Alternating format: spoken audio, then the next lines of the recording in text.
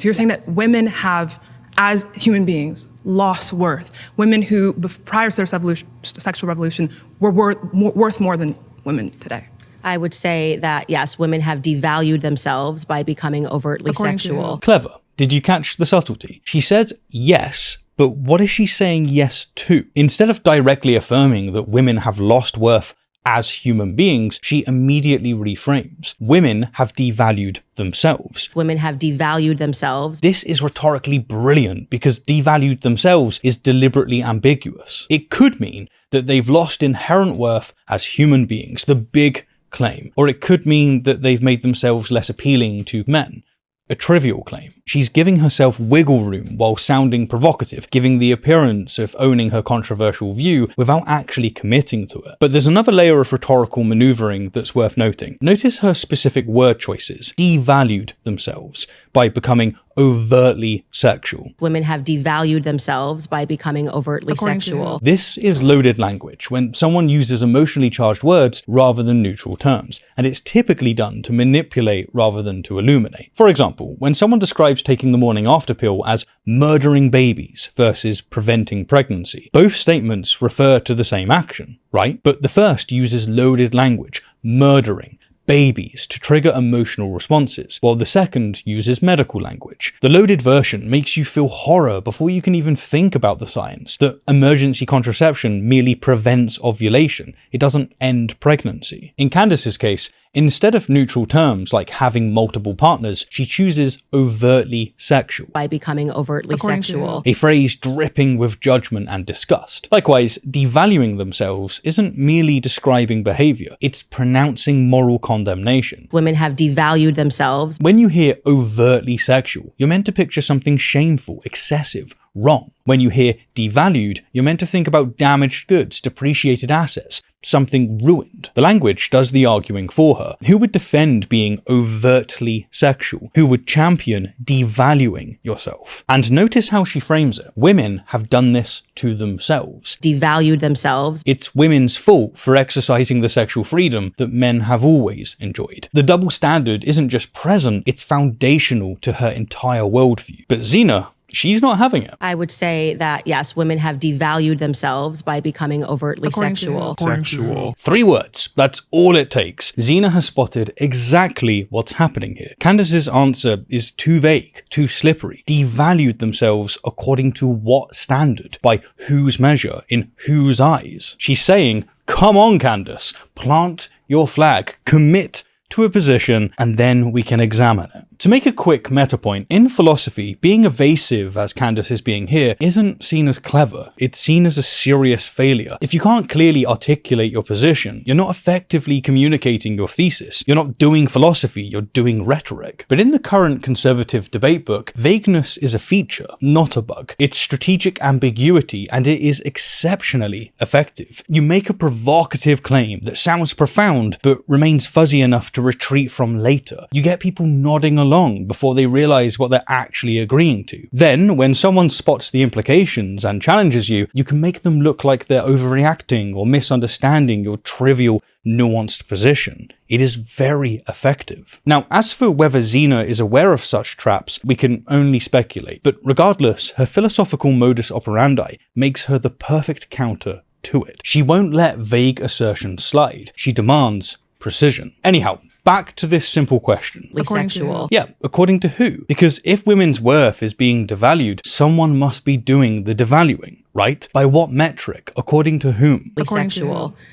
That's my claim. So, I mean, also according to just, and let's not remove this from the other part of the claim, which that it has made women infinitely less happy. Notice how Candace still won't clarify her position. Rather than answering precisely with what metric women are devaluing themselves, she deflects. That's my claim. Which tells us nothing about the standard she's using. And then, at lightning speed, she pivots. Let's not remove this from the other part of the claim. But again, she's making 2 separate claims. Not one. Make no mistake, these are 2 completely different claims that need to be evaluated separately. You can be valued and unhappy. You can be happy and devalued. The connection isn't automatic. But it's more than just a distraction that we're seeing here. She's also employing a package deal fallacy. bundling two separate claims together as if they're an inseparable proposition. The first claim, the sexual revolution has devalued women, and the second claim, women are less happy. By fusing them together, she can dodge between them whenever one gets too hot to handle. If you press her on devalued, she can talk about happiness. If you press her on happiness, then she'll talk about value. Let's not remove this from the other part of the claim,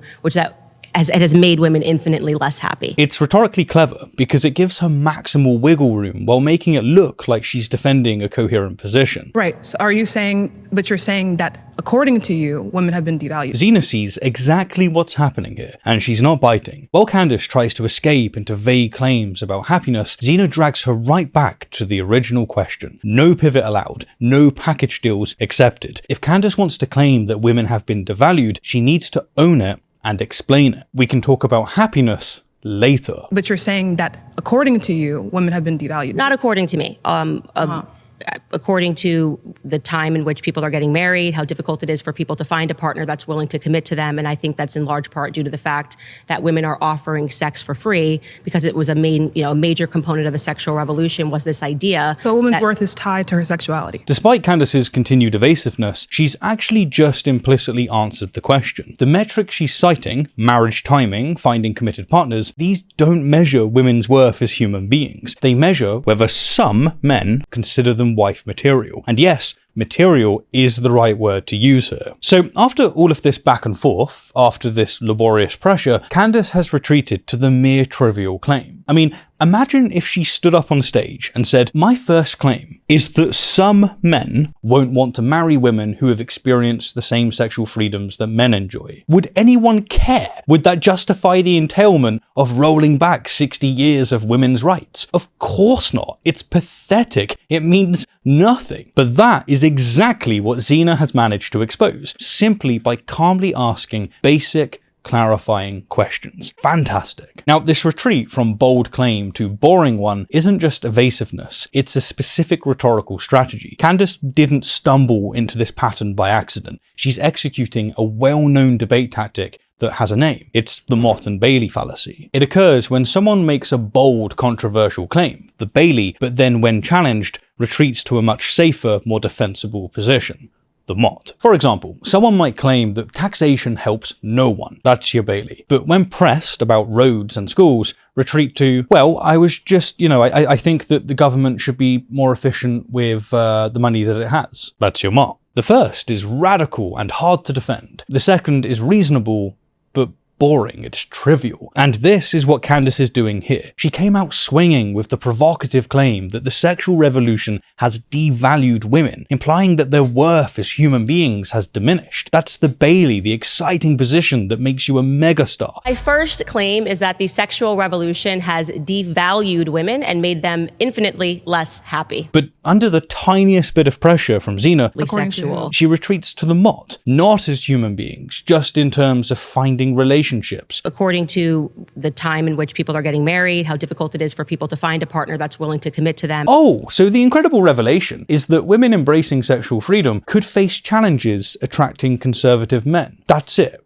Some men prefer women who align with their traditional values. That's hardly groundbreaking. The intellectual dishonesty is staggering. You can't build a movement on some people have dating preferences, but you can build one on women have lost their value. So she makes this big claim to get attention, then retreats to the small claim when challenged, even just remotely challenged, just asked to clarify her view, all while pretending that she meant the small claim all along. But don't worry, she will be back to the big claim later on her podcast. Women getting naked all the time on your screen has devalued women, just being naked, and has also made them, in the process, less happy, because who wants to be naked to be heard? With the debate now concluded and the claim proven baseless, we could end it here. The claim is revealed to be trivial, it's vacuous. But let's examine what else Candace revealed in that exchange, because the mask slipped completely. Recall the deflection. Not according to me. She's desperately trying to wrap her personal moral outrage in the cloak of objective fact, as if marriage statistics somehow prove inherent worth, as if her judgment becomes universal truth just because she found some numbers. But it's not objective truth. It's just her opinion, dressed up in data, a personal preference, masquerading as sociological analysis. But the truly breathtaking part